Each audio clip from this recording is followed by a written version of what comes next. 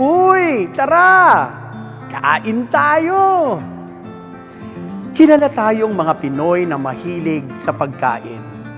Kapag may birthday reunion, fiesta o simpleng kwentuhan, laging may pagkain. Para bang hindi kompleto ang pagtitipon kung walang kainan. Ngayon ay ang ating pagdiriwang ng dakilang kapistahan ng Corpus Christi, ang katawan at dugo ni Kristo.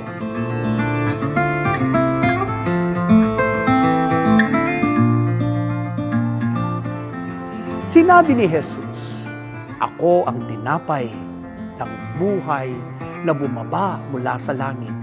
Hindi lamang salita ang ibinibigay niya. Ibinibigay niya ang kanyang sarili bilang pagkain para sa ating kaluluwa. Kaya, tandaan natin ang salitang kain. K-A-I-N. Kain. K. Kristo. Si Kristo ang sentro ng ating buhay. Siya ang tinapay ng buhay. A. Anyaya. Inaanyayahan tayo ni Jesus sa kanyang hapag.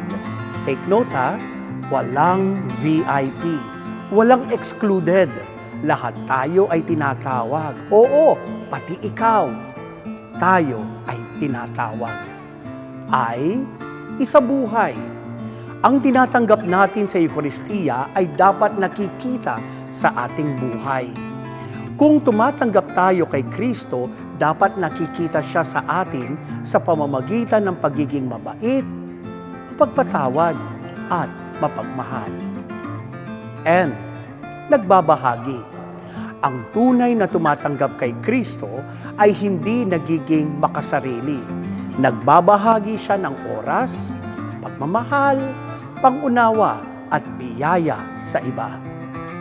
Mga kapatid, ang Eucharistia ay hindi lamang pagkain na tinatanggap. Ito ay buhay na ibinabahagi. Kung si Kristo ay nagbibigay ng kanyang sarili para sa atin, tayo rin ay tinatawagan na ibigay ang ating sarili para sa kapwa. Kaya ngayong Corpus Christi, pakinggan natin ang paanyaya ni Jesus. K. Kristo. A. Anyaya. I. Isabuhay. N. Nagbabahagi. Amen. Ako po muli si Father Ramil D. Tapang, SSP ng Hello, Halo, Amen.